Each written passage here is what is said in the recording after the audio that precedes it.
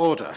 Before I call the Honourable Member for Carshalton and Wallington to move the motion, I would like to inform members that the Parliamentary Digital Communications team will be conducting secondary filming during today's debate for their series of procedural explainers. Welcome. Elliot Colburn to move the motion. Thank you, Mr. Dowd, and it's a pleasure to serve under your chairmanship. And I beg to move that this House has considered e-petitions 631529 and 630932 relating to LGBT plus content and the relationships and sex education curriculum. If I can begin, as usual, by reading out the prayers of these petitions. The prayer of e-petition 630932 reads, and I quote, "We believe kids shouldn't learn about this at an early age. I'm sure there's many parents who do not want their or other children taught about LGBT in primary school." The petition was closed on the 12th of July last year with 249,594 signatures, including 490 from Carshalton and Wallington. And I do just want to clarify, because this petition did receive some attention for the start, because of the person who started this petition, just to clarify that they were a UK resident, and therefore the Petitions Committee felt that it was appropriate to schedule this petition, Mr. Dowd. The prayer of e-petition 631529 reads, and I quote, "We believe kids should learn about this at an early age. I'm sure there are many parents who want their and other children taught about LGBT issues. There is a petition to remove this content, which we believe is discriminatory. LGBT plus people exist. They have the same rights as the rest of us, and kids should know them without judgment or issue, despite what their parents might believe."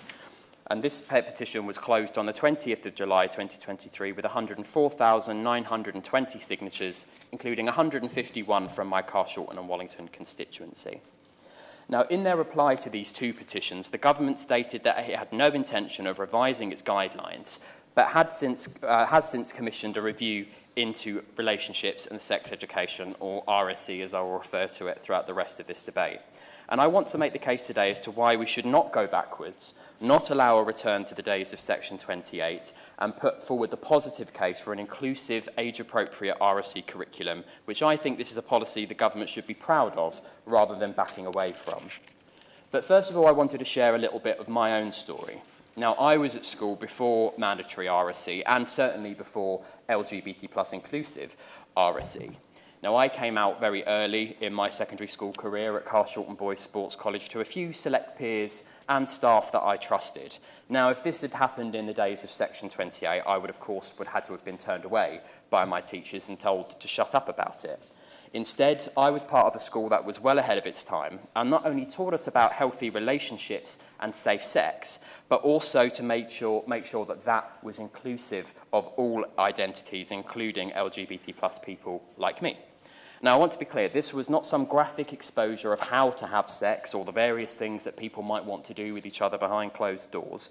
It was simply that LGBT plus people existed, that they can form loving relationships with each other just like any other person, the precautions they should take, but also how to access specific advice and support if we needed it. That was it. Now, I want to set out the current framework for RSE in England, and I want to thank the House of Commons Library, Brooke, the Sex Education Forum and others for their helpful briefings in advance of today's debate. Now, the government RSE guidance of 2019 advises schools to plan a developmental and age-appropriate curriculum. Relationships education is therefore approached in ways that are relevant to the age and maturity of the pupils. For example, when teaching about families and people who care for me in primary school, this can be an opportunity to talk about the fact that some people have two dads and some have two mums. And key messages taught throughout relationships education include that people do not have to conform to narrow stereotypes and that discrimination, bullying and prejudice is harmful and wrong. And indeed, that is a principle that is woven throughout the British values element of school teaching, which is that they encourage and foster respect, kindness, equality and inclusion.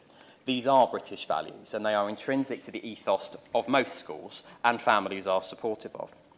Now, primary schools are not required to teach sex education or explicitly teach about LGBT plus issues. It is more about families and relationships. And parents also have the right to withdraw their child from the sex education part of RSE up to the age of 16. Now, a whole school approach is what the government asks of our schools as a vehicle to deliver strategies, for example, to tackle violence against women and girls, sexual harassment, which, as we know from reports from Ofsted, is rife, peer-on-peer abuse, bullying, forms of hatred such as racism and religious abuse, and much more.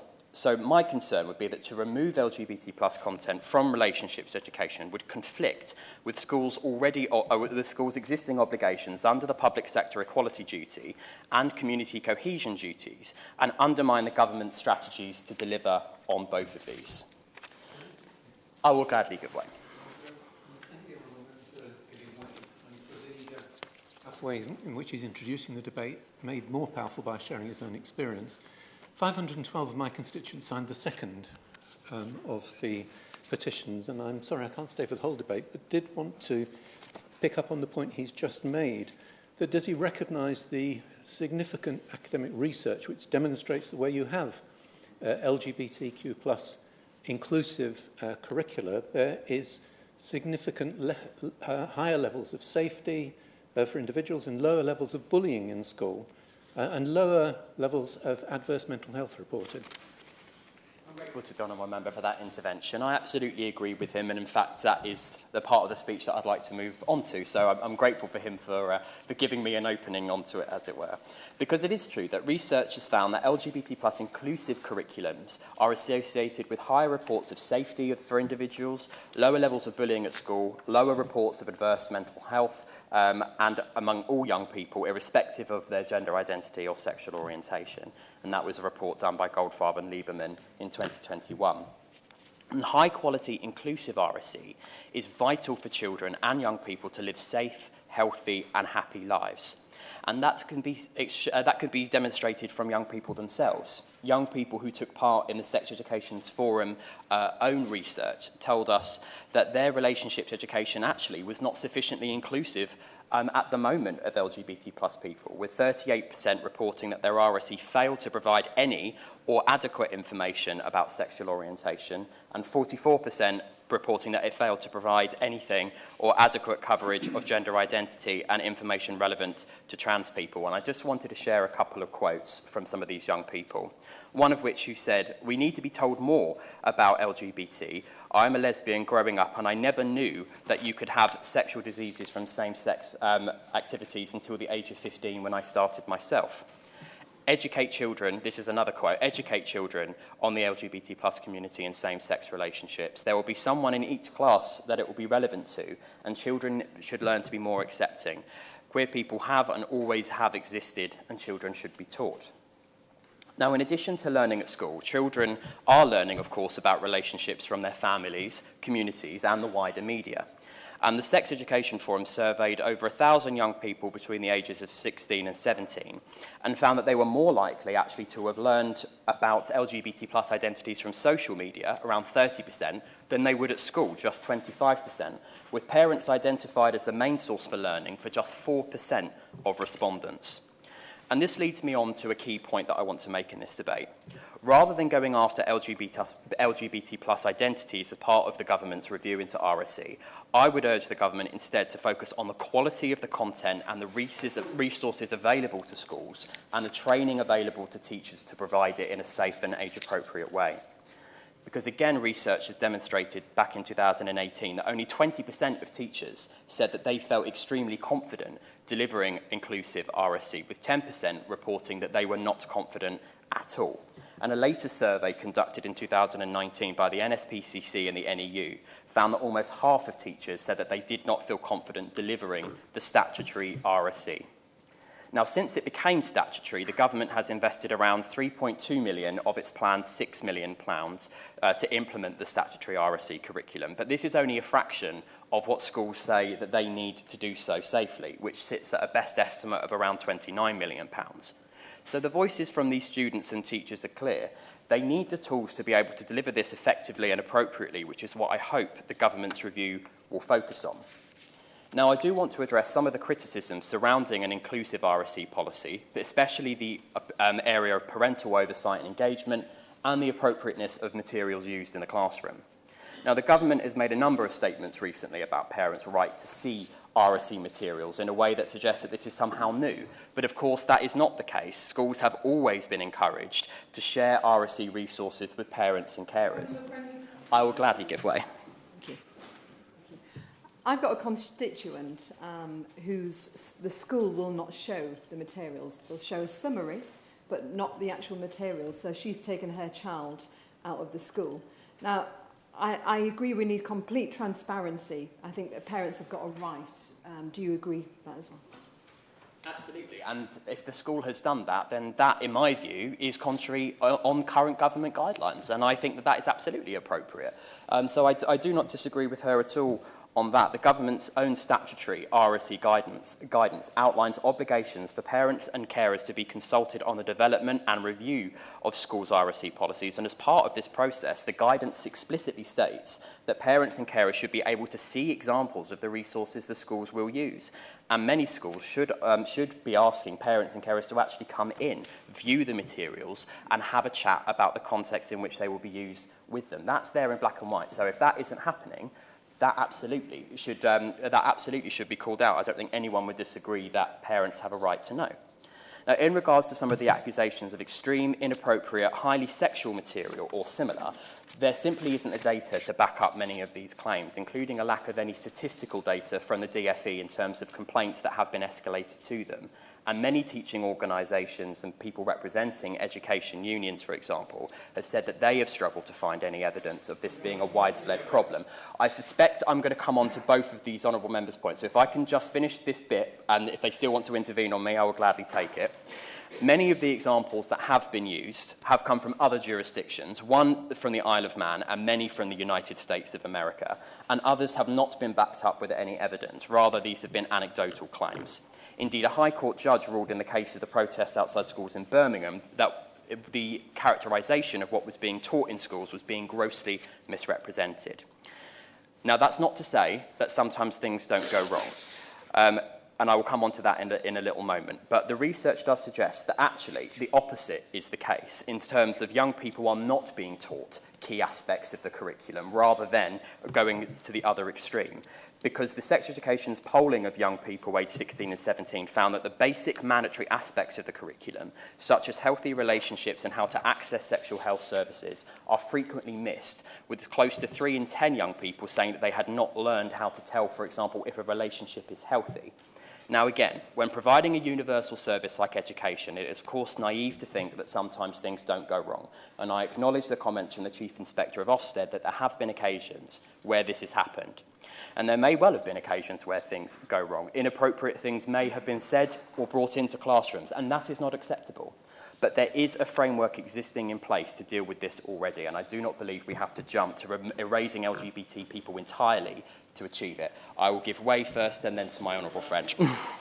The Honourable Gentleman for giving way. He's given a characteristically powerful and important speech. I too have seen myths going around in my own constituency, which is in Wales, regarding what is allegedly being taught in schools, which simply don't bear up the facts. And would he agree with me that the very important thing to do is, of course, for parents and indeed anybody to be speaking with schools? My schools have been working with families and with cross-school clusters, actually, to make sure that parents are involved and understanding what's going on. And, of course, they can access the information often online. For example, the Welsh Government's curriculum is there for everybody to read online. So it's important to base on the facts, not on myths that are circulating.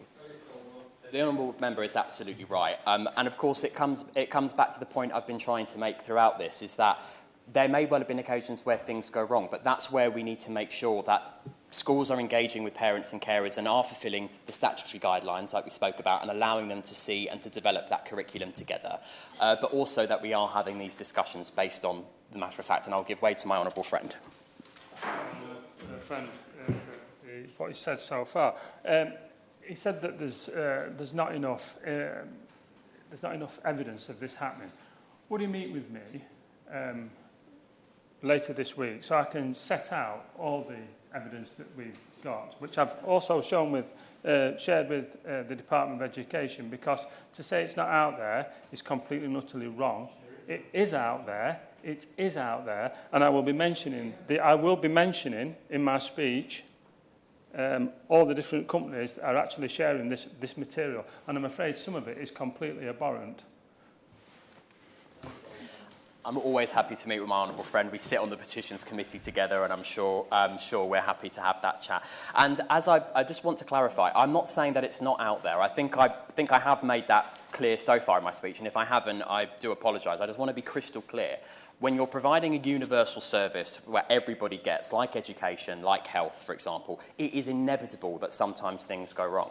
What I'm saying is that there isn't any statistical data to back up that this is a widespread problem. So rather than trying to get rid and erase LGBT people from existence in schools, we absolutely do need to look at why teachers don't feel confident doing it, why in occasions sometimes people do invite inappropriate stuff into the classroom, and absolutely, I absolutely agree with my honourable friend. If things are not age appropriate, I will absolutely be there with him. That should not be in our classrooms.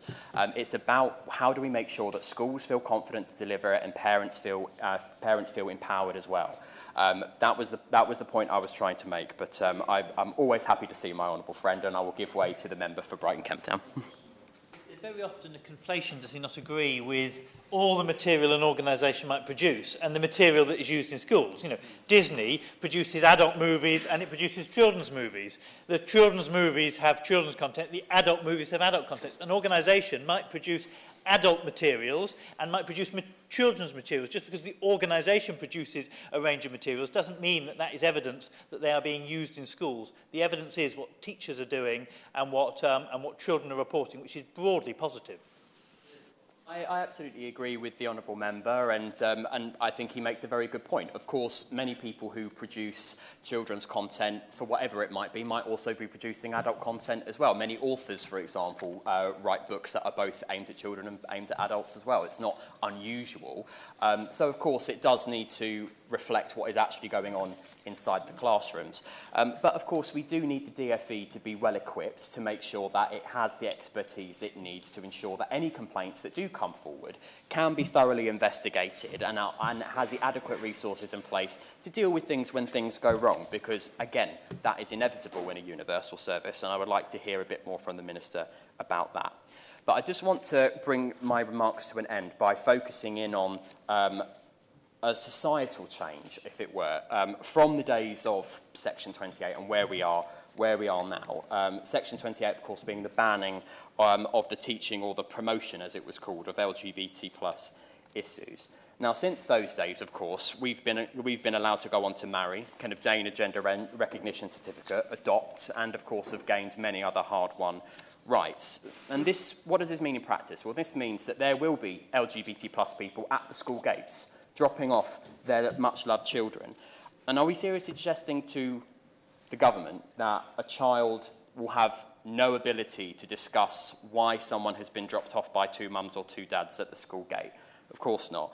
And are we seriously suggesting that in the digital age, for example, when LGBT plus people are allowed to go about their lives out of the closet and in the knowledge that the state has protections against discrimination in place, are we really suggesting that there's a way of preventing children from finding out that LGBT plus people exist? As we saw in the data earlier, more children still find out from social media than they do from schools or from their own parents.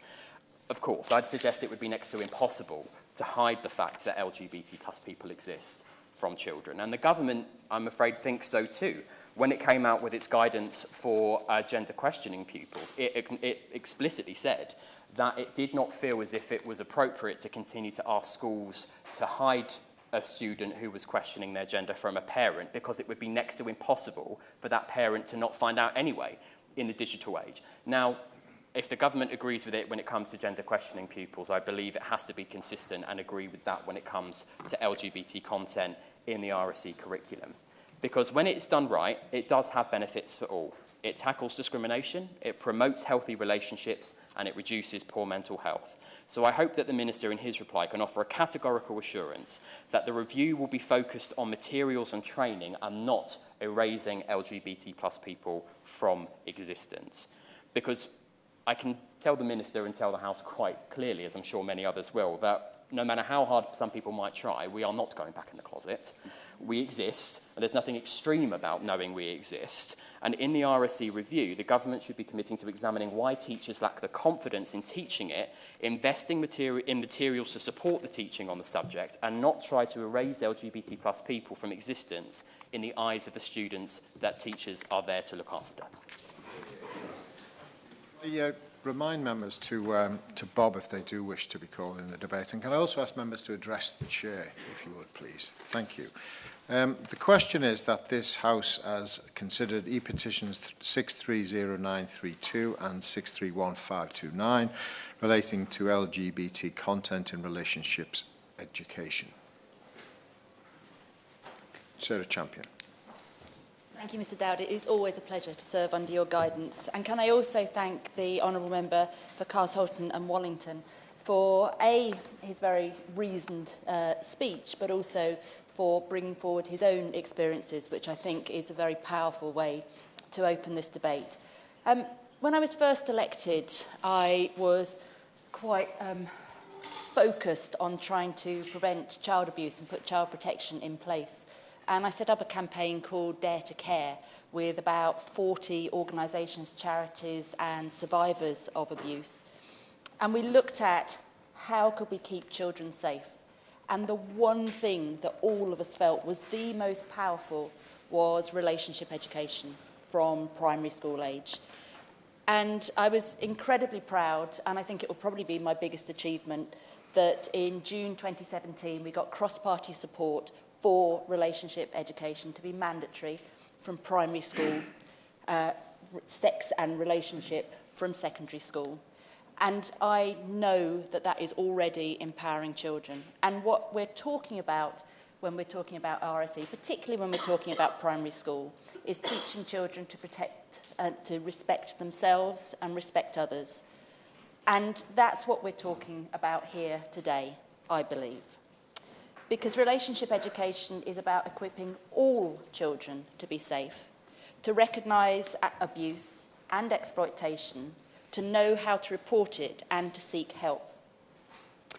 LGBTQ plus people, children particularly, must be recognised and included in the same way as heterosexual relationship education. Quite simply, because LGBTQ people exist. They will experience relationships, sex, emotional connections, good and bad, in the same way as everyone else, and they have the right to be educated on the joys and the dangers that come alongside those things. Avoiding mentioning the very existence of LGBTQ in front of pupils and denying them the access to relationship education their peers will get does nothing to safeguard them. And it also does nothing to protect them from the hatred, which, it appalls me, seems to be getting worse and worse in this country. I want a UK, I want a world that is tolerant, that is respectful, and that appreciates and celebrates difference. And to exclude that leads us to a very dark place. And we know that in our recent history, because it has distressing echoes of Section 28. Section 28 was repealed in 2003, and it was done so because parliamentarians understood the great harms caused by the legislation and the chilling effect and discriminatory culture that rippled out from it. Those lessons from Section 28 have informed successive governments' policies ever since, and it informs the cross-party support of LGBTQ+ inclusivity in RHSE guidance. It informed a generation of teachers who want to do better by their pupils, and a generation of parents who want their children to access LGBTQ+ education. Those who seek to exclude LGBT content will argue that it's not appropriate or necessary to teach it to primary-age children. But I wonder what they actually think is being taught. Why is it so scary to them? Why do they not trust the teachers in this respect? In Key Stage 1, being LGBTQ+ inclusive is as simple as acknowledging different families, parents, carers and other family members who may be lesbian, gay or trans. Those people and families exist, and children in our school communities need to know that any family that provides love, security and care is a valid family. If the children already know that they're gay, as many adult LGBTQ plus people say they did right back in the early days of primary, they need to know that all the safeguarding messages in school are for them too.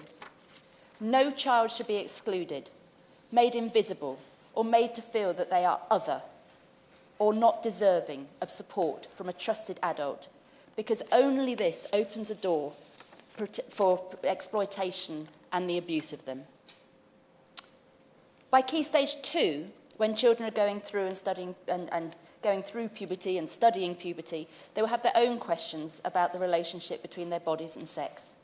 Opponents of inclusive LGBT plus education claim that it sexualises children, but this is reflected in a very narrow view of LGBTQ plus people.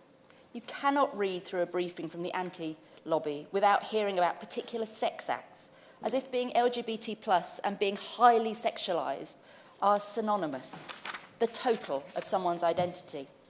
It also reflects a fundamental misunderstanding of inclusive relationship education. The lessons that I have campaigned for have always been about helping children to understand the core values that underpin healthy relationships, mutual respect, self-respect, kindness and trust.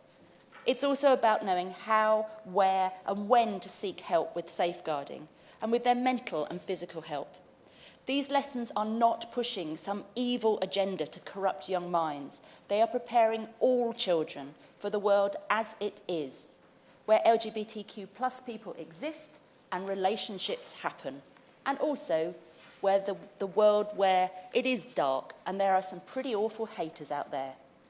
It would be a travesty in this place if we were to unlearn all that we saw during the horror of Section 28 and go back to a place of suspicion and hatred, which leaves our LGBTQ plus young children feeling alone and fearful once again. We must ensure the current generation of young people leaving school, all young children leaving school, have the tools, the skills and the support that they need to be safe, to be happy, to be respectful, not to tolerate hate, not to tolerate extremism, and engage in healthy relationships that enable them to thrive in our society. Thank you.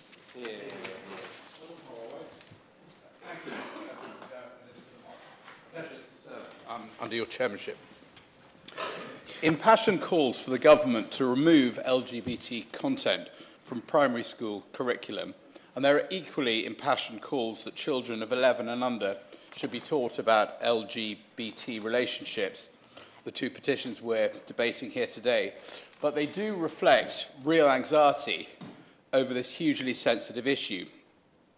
The feelings run very high, understandably so. Some worry about exposing young children to age-inappropriate material and foisting adult preoccupations on them, whilst others feel strongly that some children will not be able to make informed decisions about health, well-being and relationships without developing an understanding of LGBT issues at a fairly young age. I will make a few brief points on the issue, which chiefly relate to the teaching of transgender ideology. These points are informed by a very unhappy experience in my constituency, where an academy trust developed a syllabus designed for primary school children promoting transgender ideology.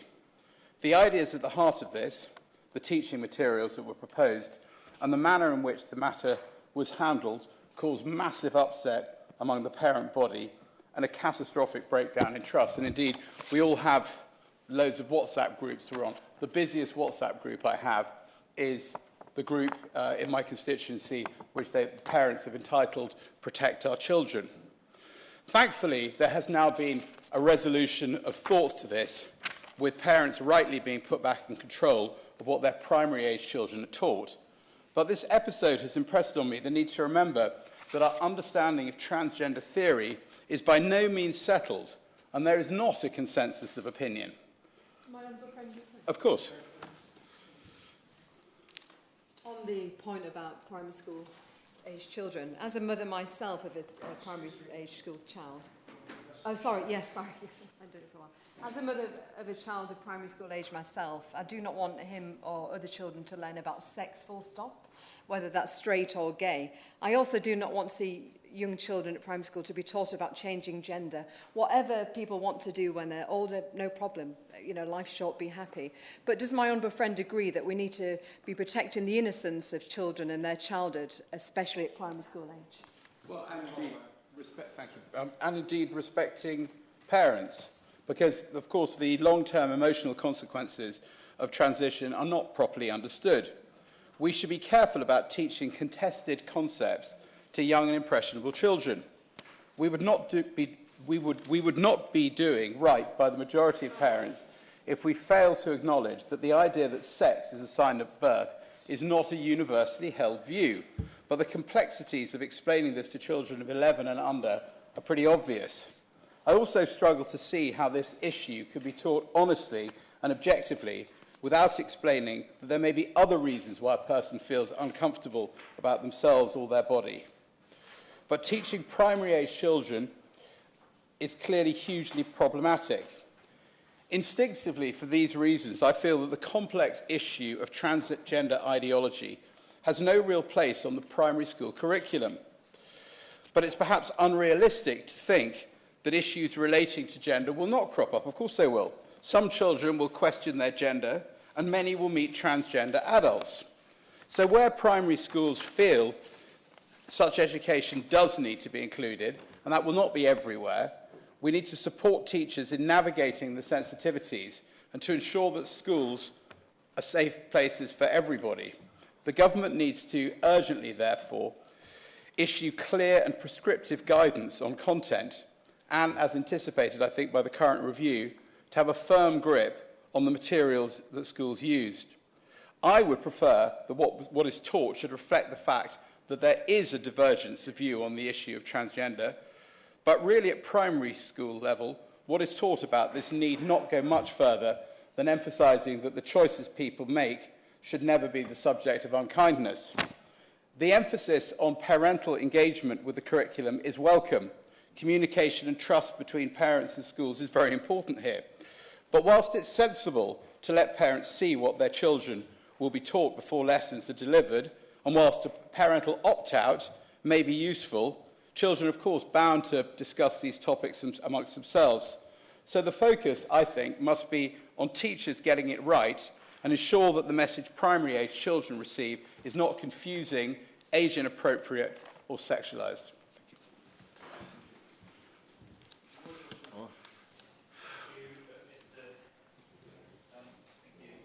Chairman. I rise to support the second petition particularly, but I think that it is important that we recognise, of course, that there are concerns that I hope that can always be allayed by people who have signed that first petition. But let us remember what we're really talking about. We are talking about age-appropriate education for children. And it is not the first time that people have deliberately used age-appropriate education to try and ban wider education. That is, in fact, one of the ways Section 28 itself was introduced. People will remember Jenny Lives with Eric and Martin, a rather dull and boring book about a little girl who goes and has ice cream with her two daddies, goes and walks through a park with her two daddies, and was the book that caused, or one of the books that caused the furore when it was stopped by London County Council or the Greater London Authority or whatever it was called at the time, and suggested to be in schools. Now, if you look at that book, I don't think anyone in here would suggest anything other than it being appropriate for probably children who are 3 to 5, which is what it was designated at the time. It's rather dull and boring, as these things should be in many respects, because people's boring and dull lives need to be explained to children in all their different aspects and orientations. And of course, we see that if you look through children's libraries at the moment in schools. You have the fantastic And a Tango Makes Three, where you have two father penguins raising a penguin child, a true story actually, based in a zoo. You have what does a princess really look like? That's for 0 to 3 years old, about how anyone can be a princess if they want, and everyone is flawed. And the book ends, of course, by the father and the child realising that actually we are all flawed, but we are all striving to be good people. Or, you know, Love Makes a Family, where you see pictures of loving families in all their diversity, mixed race families where the grandparents are raising the children, etc. Or 'Twas the Night Before Pride, 4 to 8-year-old appropriate, learning where you learn about all the different backgrounds of why people go on Pride and why people celebrate, or, of course, other books, which are for older age groups. Would I give 'Twas the Night Before Pride to a 2-year-old? No, because quite clearly on the book, on the cover, it says that it is appropriate for 4 to 8-year-olds.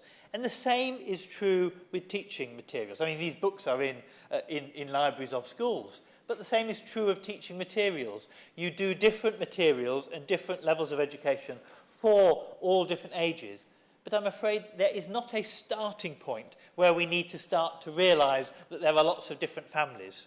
There's not a starting point also to realise that gender and sex are important dividing points around society.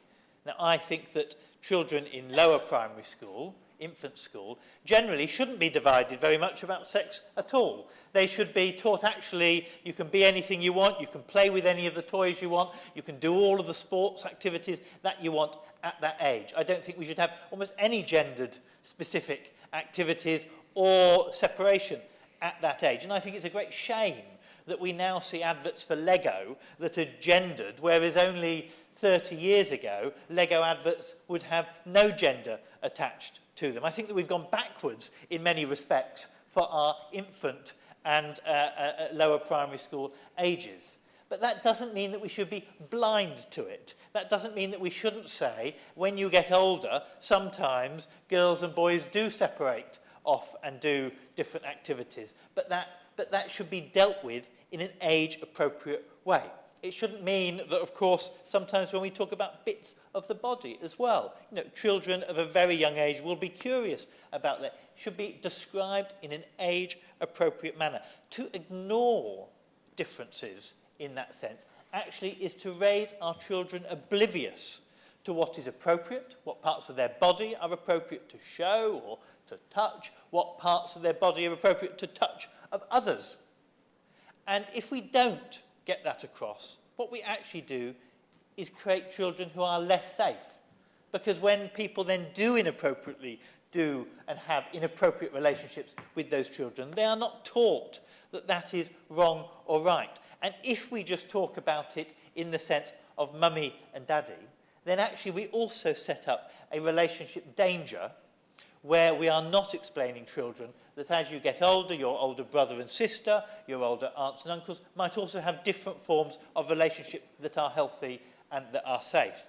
And so I do think it's important that it is done. Where I think we have gone wrong, particularly in this, is that we have had a lack of proper guidelines when this was rolled out initially. And if we remember when some of the Birmingham protests were happening, we were expecting teachers to engage with the community without proper, clear guidelines from the Department of Education about what was and what wasn't appropriate. So teachers were having to go and bat for very sensible policies very often without having the defence of, well, we are following the national guidelines. Now, those guidelines have now been out for a little while, and it's perfectly sensible for those guidelines from time to time to be reviewed to make sure that they are still working. And I do think that we should be saying, in all aspects of education, parents should be encouraged to see the text of the work. I think in maths and in English, we should not be having secret education where we say to our parents, oh, well, if you want to know what literature your children are studying at the moment, no, I'm afraid you can't do that. We should be open about it.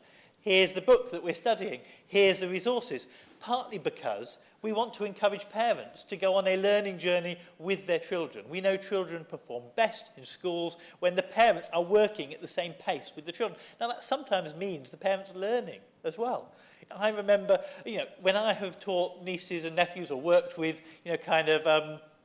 other younger children and they're doing maths and I've tried to help them do that. Sometimes I am learning much about how they do long arithmetic nowadays very differently to how I did it. So I think it's perfectly acceptable to say, as a minimum, we expect parents to see the resources. But I don't think that is unusual. We should not be targeting LGBT-specific RSHE in that discussion. We should be talking about it as a wider school community. And actually, I think there is a case also for schools that say we want parents to come in to learn about the RSHE education that we're doing. I actually think we should be encouraging schools to offer those activities for also wider parts of the curriculum as well, because we often know that children from highly educated backgrounds have an advantage because the parents are easily able to engage in the curriculum, and parents who don't have that same academic background might not be able to. So schools inviting people in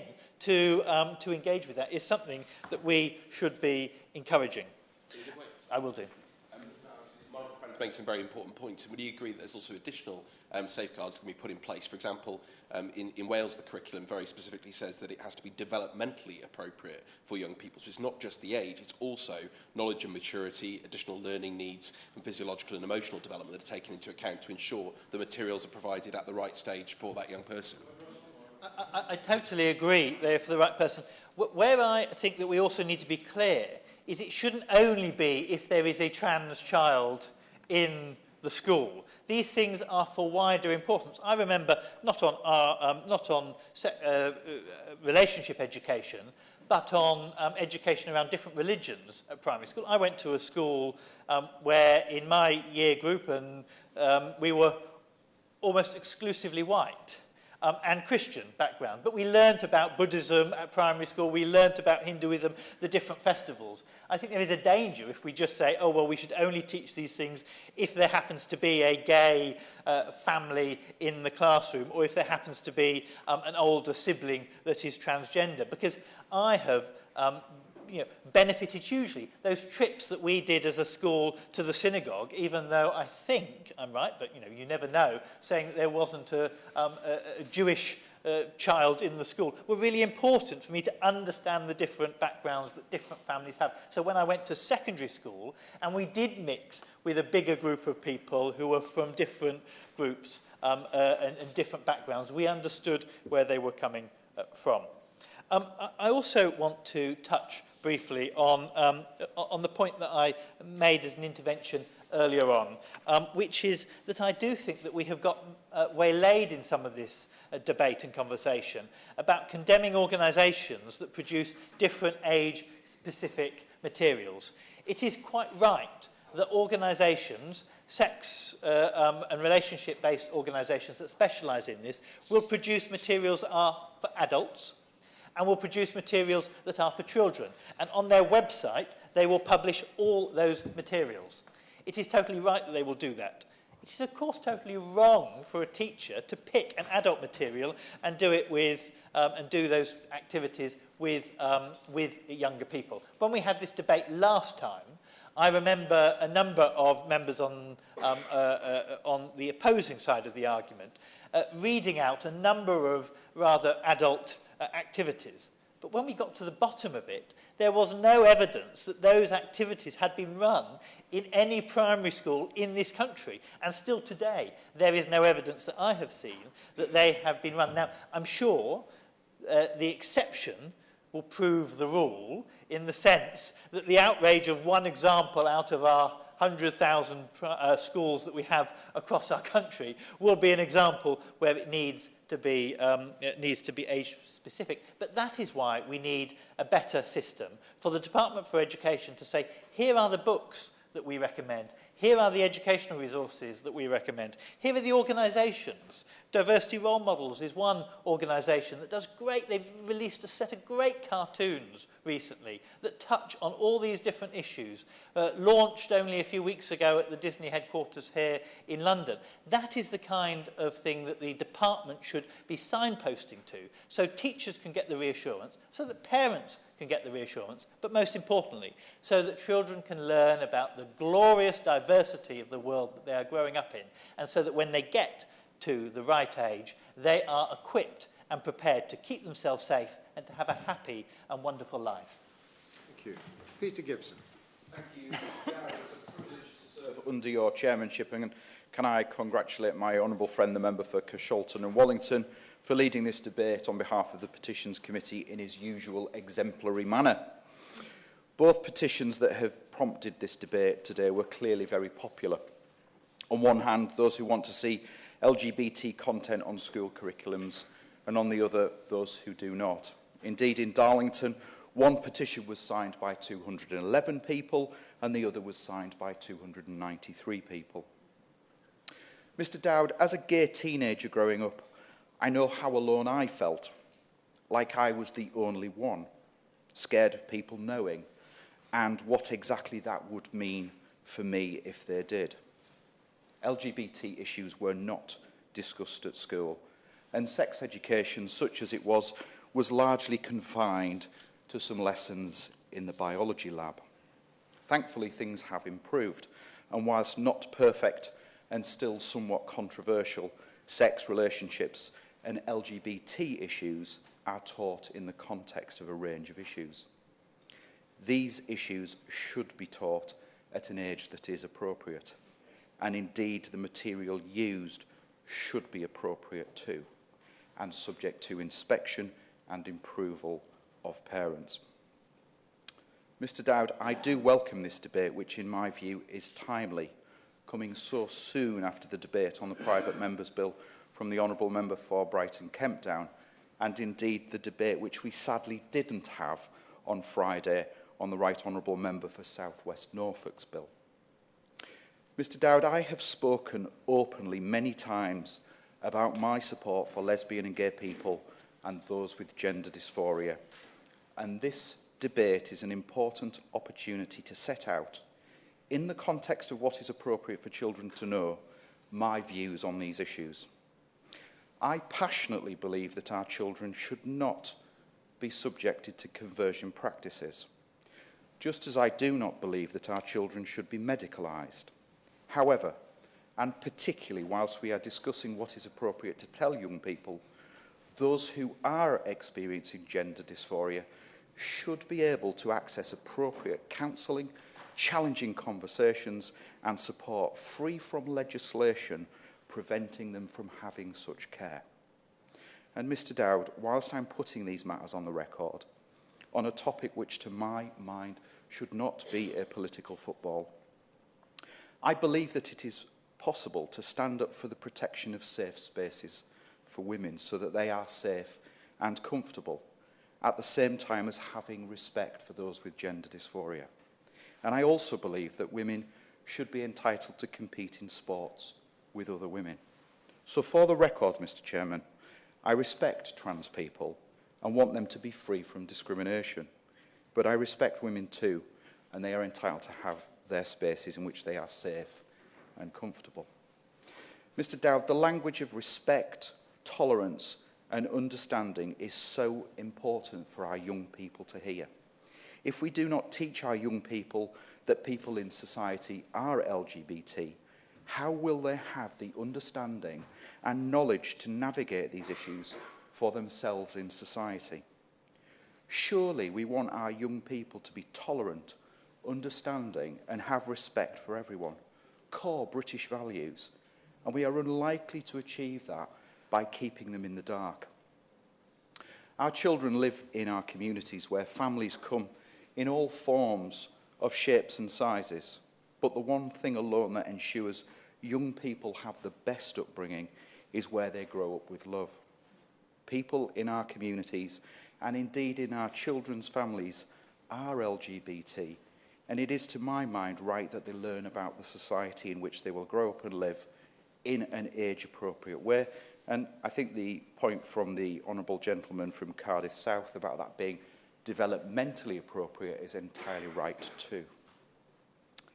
Mr Dowd, it is a fact that young people do have sex and young people do experiment.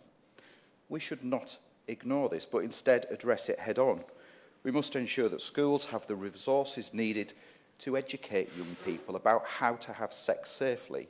Then we are more likely to be able to deal with the worrying rise in STDs that we have seen. If we had taken this approach through the 1990s, we might not have seen the extent of issues that we did with HIV. So whilst I commend the government for all that it's doing to bring about zero transmissions on HIV by 2030, improving and extending safer sex education is a key part to fulfilling that objective. Mr Dowd, we have sadly seen increases in hate crimes and discrimination towards LGBT people. Hate and discrimination come from ignorance and intolerance. If we tackle those issues with education and understanding, we set the groundwork for reductions in these problems in the future. I'll be happy to give way. Again, the honourable gentleman's making a characteristically powerful speech, and of course it's not just hate crime in society that matters, but he agrees with me, it's also of course what is happening in schools for young LGBT plus people. And there was a study by Just Like Us in, I think, 2001 that said that 91% of LGBT young people would have heard negative language about being LGBT plus, and that they were twice as likely to have been bullied. And inclusive education is a critical way of tackling that. I thank my honourable friend for his intervention, and I couldn't agree more with him. Tackling homophobia, transphobia, bullying in our schools is absolutely key, and educating people about those in society that they will meet is absolutely key to that. Mr Dowd, teaching our kids that LGBT people exist does not and will not make them so, but it may help those young people who are questioning who they are and are going to be from feeling so isolated and excluded. It will also, to my mind, increase the understanding, tolerance and acceptance of those around them. I've spent a great deal of my time in schools in my constituency, and some schools in Darlington are doing some fantastic work in this area, and I commend them for it. And I particularly want to highlight the work of Wyvern Academy with its alliance group, providing mutual support under the guidance of teaching staff. In conclusion, Mr Dowd, I believe that it is right that we teach our children about the world that they will become citizens of, as is appropriate to their age, free from conversion practices, free from medicalisation, underpinned by appropriate and robust counselling where appropriate. We will help improve tolerance, understanding and acceptance. We will help to reduce hate and discrimination.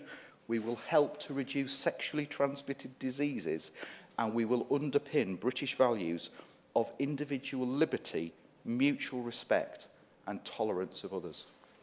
Thank you very much indeed, Mr Dowd. I left school just over 10 years after homosexuality was decriminalised, and there was certainly nothing like LGBT affirming or inclusive SRE, and as a consequence, I don't know anyone at school who was openly gay. I certainly didn't come out as gay till after I left school and found the relatively safe space of Sussex University, and was fortunate enough to have a very supportive family and group of friends.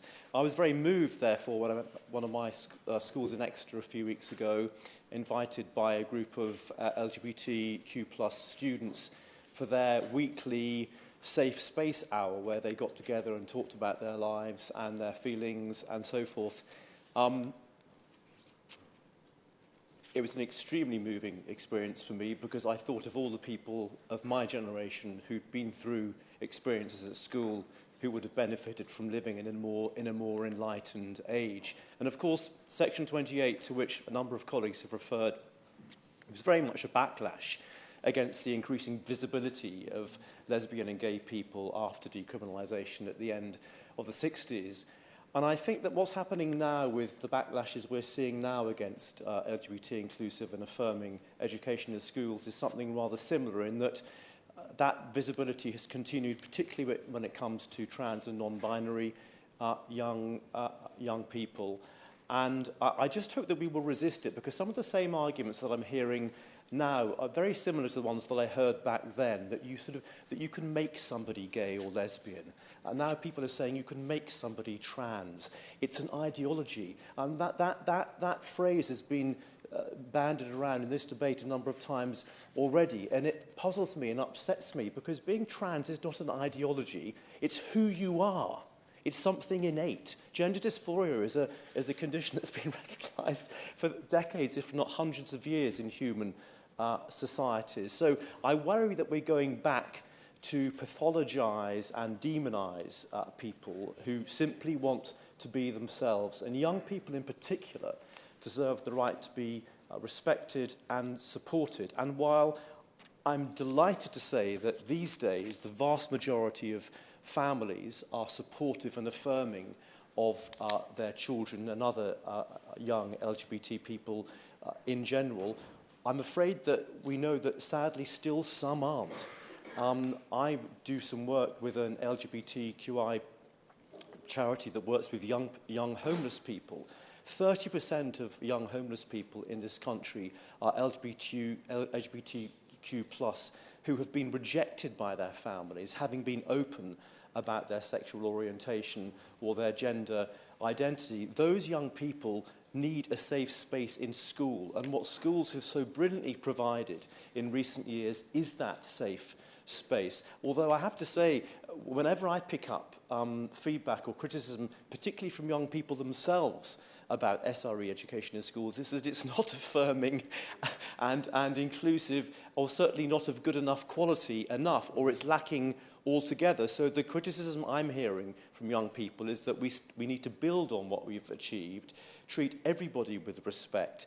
And it saddens me, as I prepare to leave this house after 27 years, that having come in at a time of moral panic about gay people, and having been part of myself some of the fantastic progress that's been made in this country in terms of being a more tolerant and accepting and humane place, that consensus in recent years has broken down somewhat. And I hope that the election that will come this year will help draw a line in the sand on that, and we can move on to a more hopeful and optimistic future where not only all our young people, but everybody in this country, whatever their sexual orientation or gender identity, is supported and treated with respect. Yeah. Thank you, Chair. It's a pleasure to serve under your chairmanship today. I'd also like to thank my colleague on the Petitions Committee from Carshalton and Wallington for his opening remarks. Currently, up and down the country, we have schools teaching our children that girls can be boys and boys can be girls. It's hard to believe, and this is the issue that I am specifically focusing on today. Let me start with an analogy. If we told our children 2 + 2 = 5 enough times throughout their education, would we be surprised if some, not all, but some, started to believe it?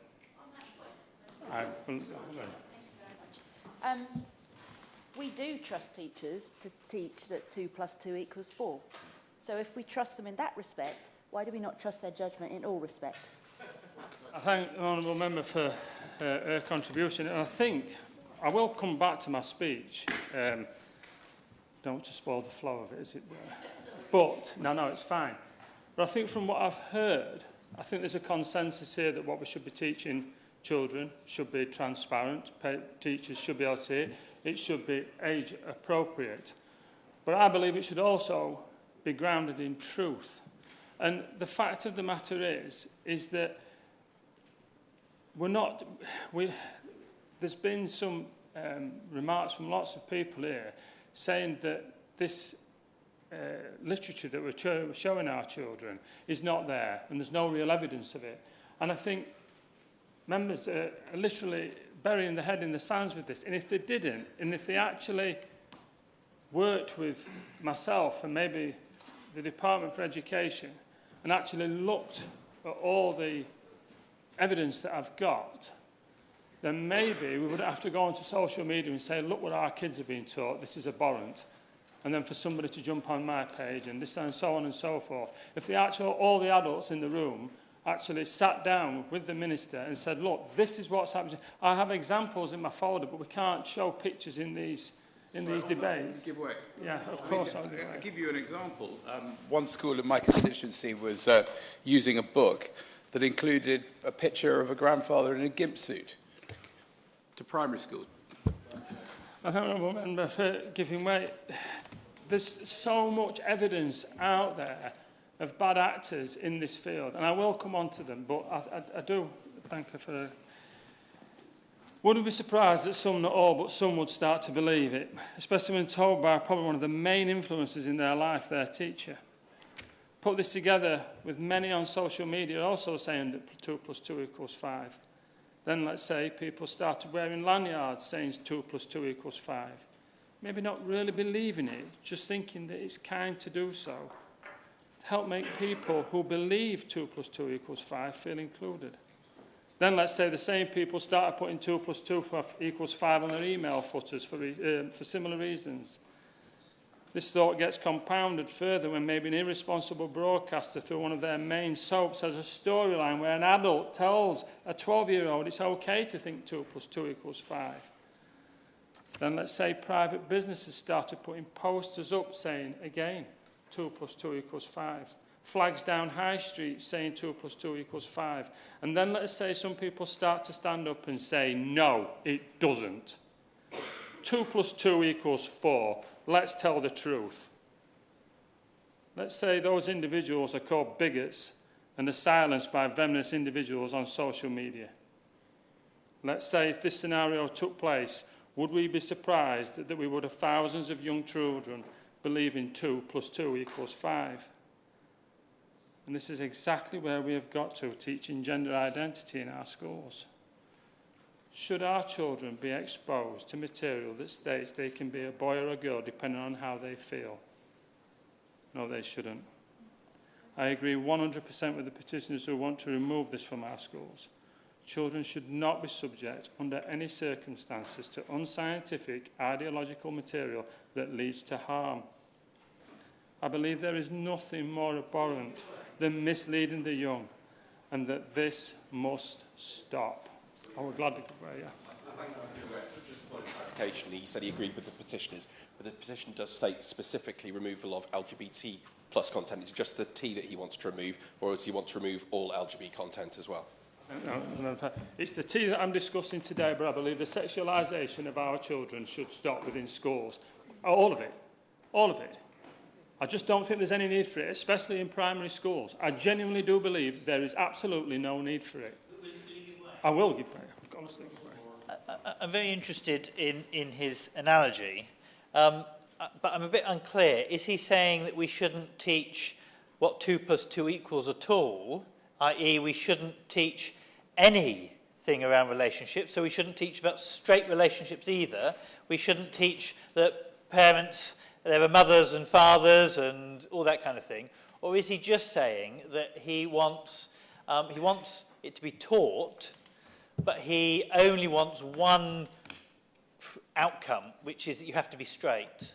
Because that's what's not clear, because in every book, whether it be Enid Blyton or Harry Potter or whatever, there are relationships that are talked about in those literature books, and we teach children literature.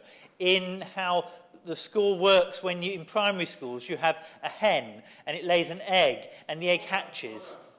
Yeah, sorry. So it would be great to know what he wants, only straight or just nothing. I thank the honourable member for his speech. I said right at the beginning I was speaking specifically on the trans. And what I was trying to say is that I believe there's an untruth there. 2 + 2 = 4. And we seem to be teaching 2 + 2 = 5 when it comes to gender. That's what I'm trying to say. I believe boys are boys and girls are girls, and they cannot change sex. Stonewall mermaids and other bad actors in this field have lobbied schools into subscribing to their ideologies which are not grounded in anything factual. We have mainstream publishers such as HarperCollins publishing school textbooks telling children, and I quote, "Myth 1, the world is divided into men and women." HarperCollins actually teaches children trans women are women and trans men are men. If that were so, that would be the end of female-only sports. We have Stonewall teaching children everyone has a gender identity. I don't, so it can't be true. We are lying to children. We have Brooke teaching that a man who identifies as a woman is a woman of trans history, or even simply just a woman. If that were so, that would be the end of female-only spaces. We have some teachers who have written to me who are too scared not to teach these lessons when they know what they are teaching is wrong. And this cannot and should not continue. The Education Department have quite rightly written letters to schools telling them to let all parents see what their children are being taught.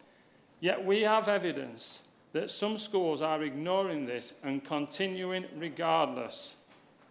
Parents who have been shown what is being taught have sometimes only seen part of the material or have had to go into schools to see it and are told they can't photograph or copy it. Copyright issues have trumped our children's safety. And be under no illusion, this is happening across the country. Swindon Council produces its own material for use across local schools that is quite clearly abhorrent. A staff member from Popanolly, who explains to primary school children that he is trans and non-binary, claims to have spoken to 100,000 children. Jigsaw say it has worked in 7,000 schools. In 1994, we had 12 children suffering with confusion about their body and attending gender clinics. Now we have 5,000 on a waiting list, and we ask why. I tell you why, because our schools have been captured by bad actors and despicable business making huge sums of money out of feeding our children this ideology. We should not have to put legislation in place to deal with this. We as a nation should be playing no part in this. But if individuals are too weak or too scared to stand up and say no to this ideology, then I'm afraid we must legislate. We must put legislation in place to deal with this with immediate effect. In 10 to 20 years' time, this will be the next contaminated blood scandal or post office scandal. I hope all who have been pushing this will be dealt with accordingly. I will give way. I'm grateful to my honourable friend for giving way. I wonder if he could clarify something for me. And his views on this particular subject are well documented and well circulated. I wonder if he could clarify for me and for everybody else here, does he believe that the diagnosis of gender dysphoria in somebody that is identifying as trans simply doesn't exist? I thank my honourable friend for his intervention. And I'd just like to say about the member for Darlington, him and I obviously complete opposite sides of this argument. And I know he doesn't agree with me. But I do believe that we've both been able to speak on this with each other with respect. And I hope that continues. I really do hope that continues. I believe there's people out there that are struggling with gender dysphoria. I genuinely do believe it. Sorry, Chair. I genuinely do believe there's people out there who are struggling with their gender dysphoria. And I think we should treat all these people, and I do come on to that in my speech, I think we should treat these people with respect and with kindness. And as long as we don't have biological males in single-sex spaces, and as long as we don't have biological males in women's sport, and as long as we're not indoctrinating our children with this, I haven't got an issue. I have not got an issue. And I genuinely believe there's people out there who are confused with this. And they should be able to go to people and speak and need help and this and that. I don't think we should be going to people for it to be affirmed. I think they should be able to have an open conversation and a free conversation about this. But I think there's a time and a place for it. And our schools is not the time or the place.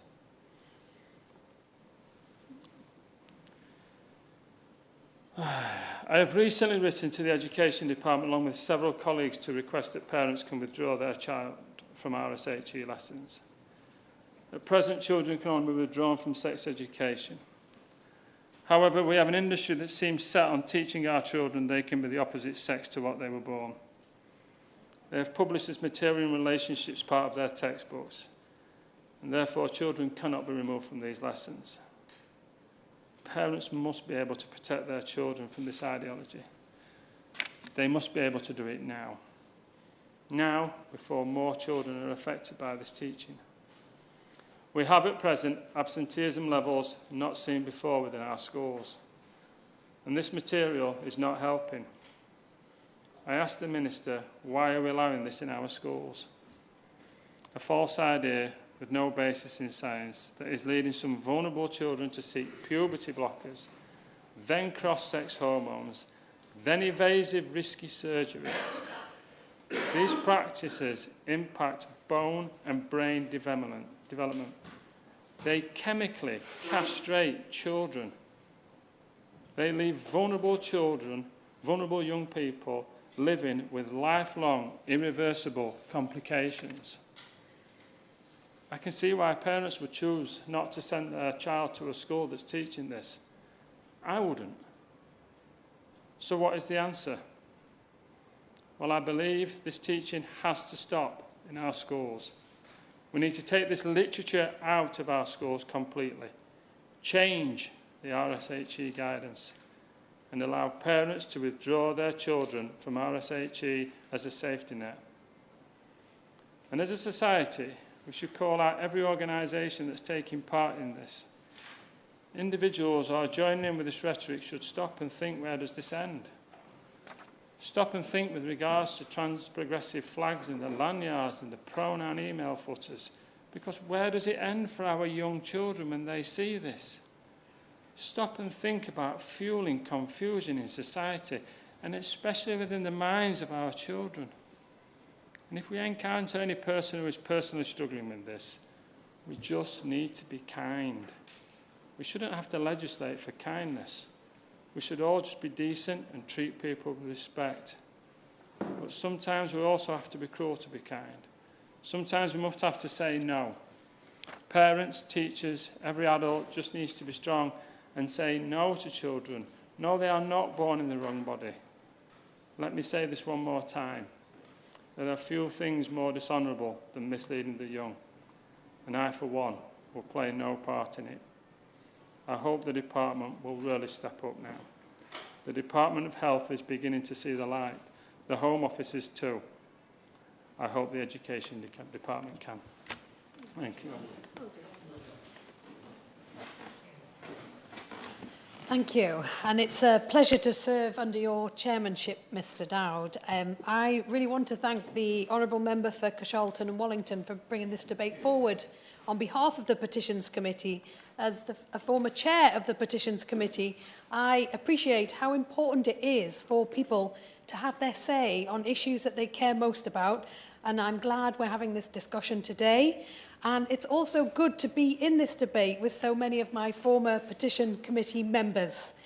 And I pay tribute to colleagues, honourable members for Rotherham, Brighton, Kemp Town and Exeter, who have spoken about their views on this issue. As honourable members have set out, it has been a legal requirement for all primary schools in England to teach relationships education, and for all secondary schools to teach relationships and sex education since September 2020, though schools were able to delay this for a year due to the pandemic.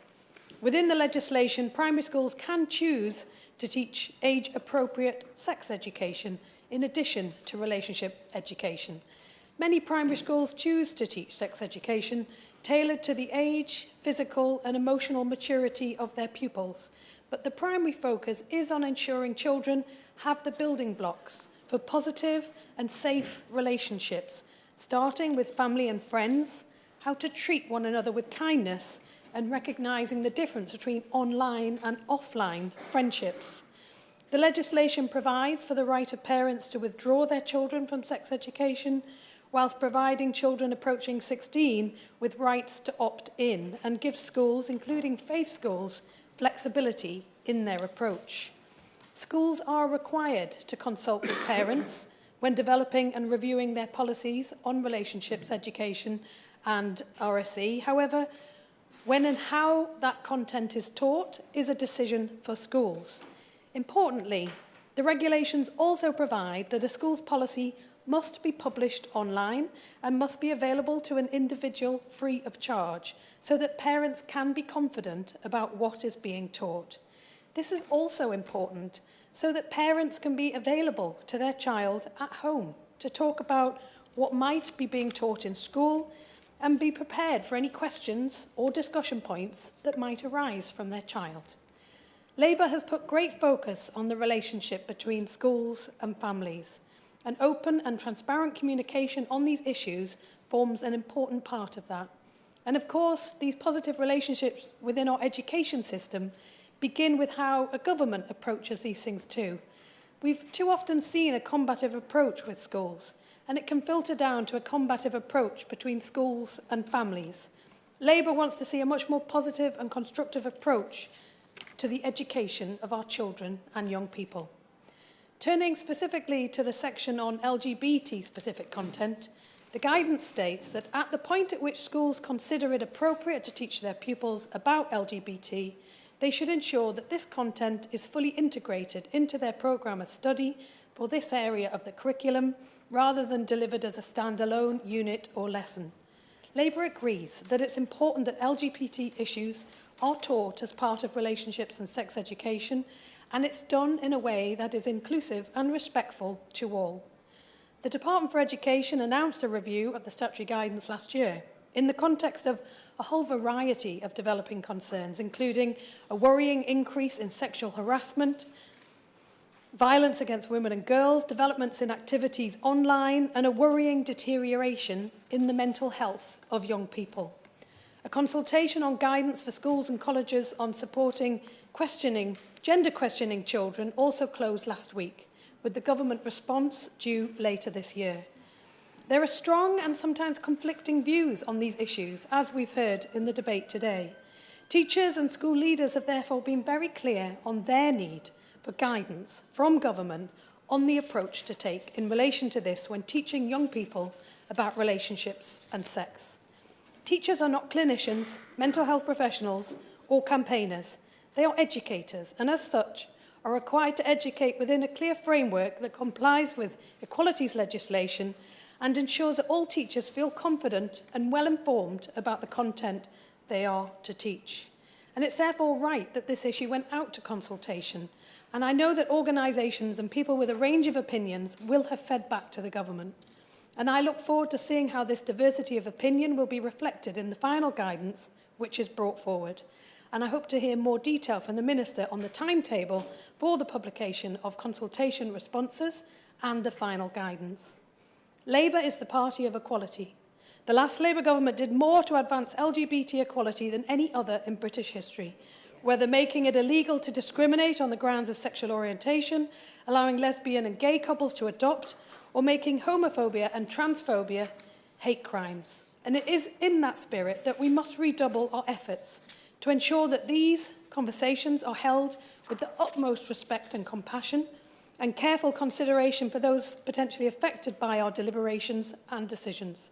These issues should not be used as a political football in our politics, as we have unfortunately seen too much of in recent years. Within schools, Labour is keen to ensure that the school curriculum ensures every child feels represented and receives a high-quality and enriching education. Our expert-led curriculum and assessment review will look at how we will deliver a broad and balanced curriculum which reflects the whole of our society, and we will learn from international best practice and expert research in doing so. This is all part of Labour's mission to break down the barriers to opportunity for everyone. And once again, I thank the member for Carshalton and Wallington for bringing forward this debate, for the constructive way in which he set out his arguments, and I look forward to hearing next steps on these issues from the Minister. Minister, Mr Dowd, it's a great pleasure to see you in the chair, I think, in my case for the first time today. And it's been a pleasure to be able to be here for this well-attended debate in Westminster Hall. I want to thank my honourable friend for Carshalton and Wallington for opening the petition debate on whether lesbian, gay, bisexual and transgender content should be included in relationships education in primary schools. And I'd also like to thank the petitioners involved in the two petitions. These are, as my honourable friend for Gravesham said, these are sensitive subjects from different perspectives. And today we've had a passionate but respectful and reflective debate, informed, I have to say, I think very well by colleagues' constituency experiences and in multiple cases by their own personal experiences which they've shared today. And I want to thank everyone who's taken part, my honourable friend from Carshalton and Wallington, honourable friend from Gravesham, my honourable friend from Darlington, my honourable friend from Don Valley, the honourable member for Rotherham and from Brighton Kempton, the right honourable member for Exeter, and of course the lady who speaks for the opposition, the honourable lady from Newcastle upon Tyne North, and also those others who have taken part through interventions. Mr Dowd, when we brought in the Relationships, Sex and Health Education statutory guidance from September 2020, it was the first update in that guidance for 19 years. And in the intervening period, a lot had changed. A lot had changed in our society. The law had changed in important ways. And technology and new media had changed and continue to change both what happens in our society, but also what our children are exposed to in ways that, as I say, continue to develop to this day. I believe it is essential to support all pupils to have the knowledge that they need to lead happy, safe and healthy lives, and that they're able to understand and respect difference in others. It isn't just my view, it also comes from extensive engagement with teachers, with parents and others when we issued the call for evidence and the consultation on RSHE back in 2018. It's also been repeated today by multiple colleagues across the House, including, I thought rather powerfully, from my honourable friend from Darlington. High quality, evidence-based and age-appropriate teaching of RSHE can help to achieve exactly what I have just set out. It can prepare pupils for the opportunities and the responsibilities of adult life and can promote pupils' spiritual, moral, social, cultural, mental and physical development. And in that context, we want all children to understand the importance of respect for relationships and the different types of loving and healthy relationships that exist in our society. In primary schools, age-appropriate relationships education involves supporting children to learn about what healthy relationships are, about mutual respect, trustworthiness, loyalty, kindness and generosity, as well as, crucially, keeping themselves safe both online and offline. And that then provides the basis for relationships and sex education at secondary school, where pupils are taught the facts around sex, sexual health and sexuality, set firmly within the context of relationships. We do need to strike the right balance. We don't want teaching to inadvertently fast-track children into engaging in or exploring adult activities rather than enjoying childhood being children.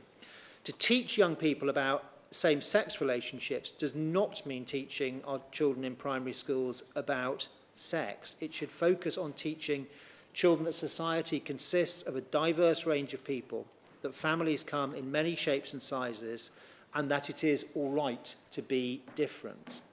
Some children in the classroom may, of course, have lesbian or gay or transgender family members and will rightly want to feel included in lessons about positive, healthy, trusting relationships. And crucially, if this content is not covered in the classroom, it doesn't mean that children are not going to come into contact with it. And most frequently, they will either turn to their peers, or don't even have to turn to their peers, they will get it from their peers when they turn to them, or from the internet. And as I think we all know, that can be, and my honourable friend from Carshalton and Wallington reiterated, that can be a dangerous and distorted place. The RSHE statutory guidance is clear that it's for schools to decide at what point in their pupils' education it's appropriate to cover content related to LGBT. I will. Thank you, my friend. 18 months ago, when I was very briefly in the department of DFE, I did raise this with the civil servants, my concerns from constituents not being able to see the actual materials and only being shown a summary. I was reassured then that all schools would be emailed and said that materials must be shown to parents if it's requested. It wasn't done at the time when I was there. Could the Minister confirm if it's been done since? Mr Dowd, it has, and I will come later in my remarks to those very matters. As I was saying, the RSHE statutory guidance is clear that it's for schools to decide the point in their pupils' education at which it is appropriate to cover matters related to LGBT. I will. I really thank the Minister for both his speech but also all the work that he's done in this area. But one of the things which I find increasingly frustrating is, I believe it's by September 21, all schools were meant to have the necessary training, because I think what we're hearing today is concerns that some teachers are not equipped, and therefore they may be drawing on their personal experiences or whatever, but without giving every teacher the training, you are leaving them somewhat exposed, Minister. I do recognise questions around training. In truth, it's also the case, I'm afraid, that you can't just say, well, if only there were more training, none of these issues will arise. That just isn't the way, and it's always a thing that obviously one looks at. But I do recognise those issues, and also the related issues about materials and quality of materials. And I will touch on both of those things a wee bit later. I won't read that sentence again, which I've done twice now. But I will just say that it means that that point about deciding the point at which means that primary schools have discretion over whether to discuss sexual orientation or families with same-sex parents. Indeed, earlier, the Honourable Lady from Rotherham outlined what the statutory guidance does say, and it is in the context, when we talk about LGBT in primary school, it is in that context of relationships and in particular families.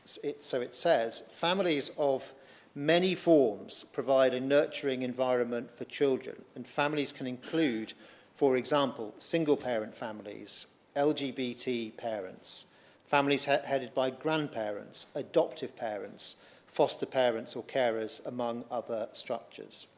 There is no statutory content on LGBT in the primary curriculum tables. Similarly, it's for primary schools to decide whether to teach any sex education. The RSHE guidance does not provide a definition of what relationships and sex education should include, but it is clear that it should be tailored to the age and the physical and emotional maturity of the pupils. It should ensure that both boys and girls are prepared for the changes that adolescence will bring. Primary schools that do teach sex education must set out the details of what they will teach in their relationships and sex education policy, on which they must consult in advance with parents. Secondary schools should provide an equal opportunity to explore the features of stable and healthy same-sex relationships and ensure this content is integrated throughout the relationships and sex education curriculum. We trust our teachers to deliver this content in a suitable and age-appropriate way, respecting the beliefs and values of all pupils in the school. Our guidance says that schools are free to determine how they cover LGBT-related content. And, quote, we expect all pupils to have been taught LGBT content at a timely point as part of this area of the curriculum. The majority of teachers, of course, do this well and adapt to the circumstances of their pupils. Now, some people may feel that covering LGBT matters contradicts tenets of their faith, and I am conscious that religious faith is itself a protected characteristic. But schools with a religious character can teach the distinctive faith perspective on relationships, and pupils should be able to have a balanced debate about issues that are contentious.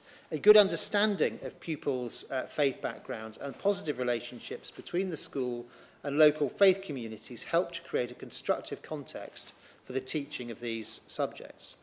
Religions teach tolerance and respect, and these subjects are designed to help children from all backgrounds and all faiths to build positive and safe relationships. Now, we worked closely with the Catholic Education Service, the Church of England, the Board of Deputies for British Jews and the Association of Muslim Schools on the support for implementing the curriculum. And I know that some of these organisations develop their own materials that align the new curriculum with their faith perspectives. There's no reason why teaching children about the society that we live in and the different types of loving, healthy relationships that exist cannot be done in a way that respects everyone. Now, I know also that some parents, and it came up earlier from my honourable friend, some parents are frustrated that they cannot withdraw their pupils from relationships education as opposed to sex education, as they believe the boundaries can be blurred with sex education, where there is from which there is rightly a right for a child to be withdrawn. And I do recognise those. Sensitivities. I recognise that parents are the first educators of their children and may want to withdraw their child from lessons so they can first discuss some topics with their child outside of school. I also believe that all pupils should be taught about caring friendships and respectful relationships, and they need to understand how to keep themselves and others safe and what to do when they feel unsafe. It's important that parents know what their child will be taught in advance of it being delivered in the classroom, which is why there is a requirement on schools to publish the relationships and sex education policy, and schools must consult with parents as they develop and renew that policy. There has been concern, and it's come up again today, over materials that some organisations have prepared to teach relationships and sex education in schools. It is for schools to make decisions about what materials to use, and their responsibility to ensure that what is being taught is safe and age appropriate. And just for clarity, it's probably worth just reiterating that in our school system, and this has long been the case, it is schools that decide what materials they use for everything. We don't have a top-down system where some Mandarin decides this is the textbook for such and such a subject and everybody learns from that. There has always been this diversity, and sometimes that creates challenges, but also actually I think it is a strength of our system having that diversity. But parents must have confidence that it is safe and age appropriate. And we believe that transparency is the best, indeed the only way to be absolutely sure of that. So it is essential that parents know what's being taught in the classroom and the resources that are being used. Now, my honourable friend from Carshalton and Wallington was absolutely correct when he said that those requirements are already set out and clear, but following concerns expressed about things like barriers because of copyright, which had come up, the Secretary of State has now written twice to all schools to remind them of the responsibility to make available materials, including relationships education materials, where parents want to see them, and that copyright law does not prevent them from doing that. And we will ensure that the content of these letters is reflected in the revised RSHE statutory guidance when it comes out. I will. The department's written to the schools, and I've got evidence that the schools are ignoring this guidance. Would the department write to the producers of this literature and tell them their responsibilities? Because there are fewer of them than there are the schools, and I think that's probably the best way forward with this until we actually completely review what we're teaching our children, and before, hopefully, we get in place a full right to withdraw from RSHE materials. Well, I'm going to come on in a moment to materials, well, in fact, I'll do it now. We think it is right it's a good thing that there is a diversity of materials to support all subjects. And I mentioned earlier, I mean, there are some religious organisations, for example, that produce materials to support RSHE, as there are many others, commercial organisations and so on. We've also committed, we haven't committed, Oak National Academy has committed to produce materials to support in the teaching of RSHE in the future. Oak is a significant investment from government to, it's not to replace other sources, but as a, as a trusted, and actually also from a teacher's point of view, time-saving perspective to produce those materials. But what we don't do is get involved in the production, or indeed in the kind of gateway as a gatekeeper of materials. And we won't with Oak either. They will do that independently. Our relationship is with the schools, the 22,000 schools we have in this country, and the trust and the local authorities that they are part of, and they make decisions, the schools make the decisions about what to teach with. But, and I say it again, we think that the surest guarantee in this area is absolute transparency. That is the most important thing to have for everybody's confidence in this system. And as I said, that is in what the Secretary of State has already written to schools and will also be reflected in the new guidance when it comes out. I'm going to go to our honourable friend from Darlington. I'm grateful to the Minister for giving way, and I just wonder if you could provide just a little bit of clarity. In the situation where a school seeks to distribute and share the information it's going to use in its classes with parents, and the provider of that information refuses permission and consent to the school to do so, is it the Minister's view that the school should and could legitimately terminate that contract with that provider? I'm not a lawyer. I'm not going to start commenting on commercial contracts, but I will say that in that or any other circumstance, if a parent wants to see what their child is seeing in relationships and sex education, yes, they should be able to do so. Absolutely. My honourable friend. For giving way, and I thank the honourable member from Darlington for his comment there. As I say, we do agree on certain things, don't we? And it's important that we come together on this. It's a similar question that if the parents see this material and they are not happy with material, and I have a folder full of it here, thousands of schools have seen this, and they're not happy with it, what redress do they have? What can they do from that point forward? And what if the school will not listen? Well, in my experience, schools do listen. Schools want to listen too. They want to be in communion with their community, the parents at the school. I'm not in the business of trying to create conflict or encourage conflict. We want people to talk. And in my experience, you can't legislate for everything. You can't say that there is no circumstance in which an unsatisfactory outcome will pertain. But it is my firm belief that by people talking to each other, trying to understand one another, actually, as a general rule, sensible ways forward can be found. And again, I say that transparency is the key underpinning of that, because if you don't have transparency, you always risk not having trust in what is actually happening. And Mr. Dowd, to further strengthen the content in the RSHE statutory guidance, the Secretary of State also brought forward, she did bring forward the review of the guidance and also appointed an independent expert panel to advise on at what ages sensitive topics in the curriculum should be taught. We've also invited parents into the department to share their experiences of school engagement and access to RSHE materials. We're currently working through recommendations and expect to have revised statutory guidance out for public consultation at the earliest opportunity. We're looking at how to be clearer about the distinctions between the subjects and the content taught in each to support decisions about whether to withdraw children, including from relationships education, and we will consult on those changes. All parents and other interested parties will have the opportunity, of course, to present their thoughts on the curriculum when the revised RSHE statutory guidance is published for consultation.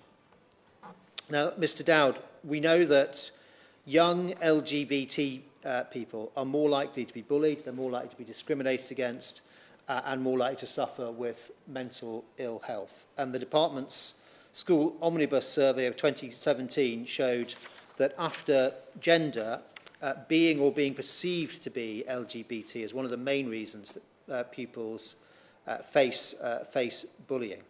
Keeping children safe in education is, as you know, the statutory guidance that all schools and colleges must have regard to when carrying out their duties to safeguard and promote the welfare of children. Amongst other things, the guidance sets out how schools should protect children from harm and what to do if they have concerns about a child. In addition, all schools have to comply with relevant requirements of the Equality Act 2010 and must ensure topics in RSHE are taught in a way which does not discriminate against pupils or amount to harassment. Over a period of 3 years, the department provided £3 million to fund 5 anti-bullying organisations to support schools to tackle bullying. And this includes projects targeting bullying of particular groups, such as those who are victims of hate-related bullying or homophobic bullying. The Anne Frank Trust has developed a different but the same project and supported nearly 80,000 young people, their teachers and schools, to tackle bullying focused on protected characteristics. And colleagues, including the Honourable Gentleman from Sheffield Central and my honourable friend, again from Carshalton and Wallington, raised the important topic of mental health in young people. And to support the mental health of pupils, we've committed to offer all state schools and colleges a grant to train a senior mental health lead by 2025, enabling them to introduce effective whole school approaches to mental health and well-being. And as at December last, 15,000 settings have claimed a grant, including more than 7 in 10 state-funded secondary schools. The department is also expanding the mental health and well-being support for school and college leaders, and from April this year we'll begin funding a 3-year mental health and well-being support package. On the different but obviously related subject of gender questioning and the gender questioning guidance, our consultation on that, as you will know, Chairman, has recently closed, and we will publish the government response to the consultation alongside the guidance itself in the coming months. But what I want to reiterate here today is that the safety and well-being of children will always be our primary concern, which is why it is at the heart of that guidance. The new RSHE curriculum has been taught in schools for less than 4 years, and we do want to know what parents think, what teachers think, and of course what pupils think. Our public consultation will give everyone the opportunity to do that. But in addition, we've sought the views of school leaders, teachers and pupils through an independent research project which has undertaken quantitative and qualitative research to look at how useful the statutory guidance is, the challenges in implementing it, pupils' engagement and teachers' confidence in delivering it. The final report will be published shortly and support the review process. Mr Dowd, the government understands that parents are the primary educators of their children, and some will want to preserve, all will want to preserve the innocence of childhood until they feel the time is right to teach them about the society in which they are growing up.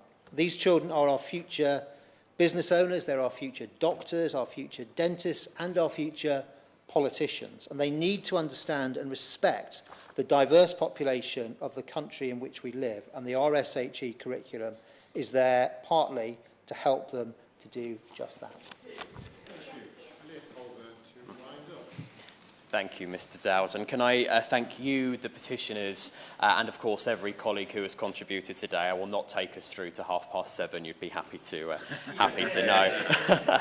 But can I thank the Minister for his considered response and for the calm way that we have held this debate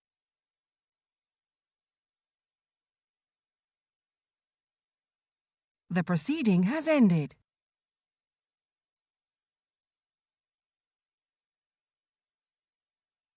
The proceeding has ended.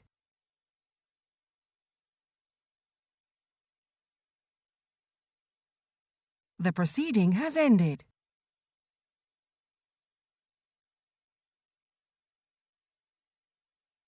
The proceeding has ended.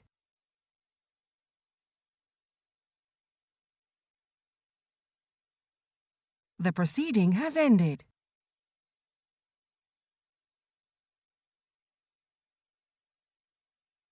The proceeding has ended.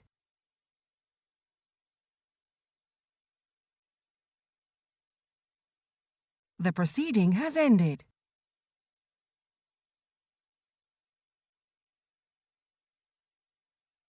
The proceeding has ended.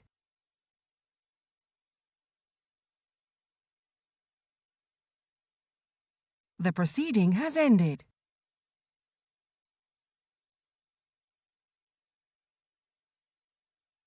The proceeding has ended.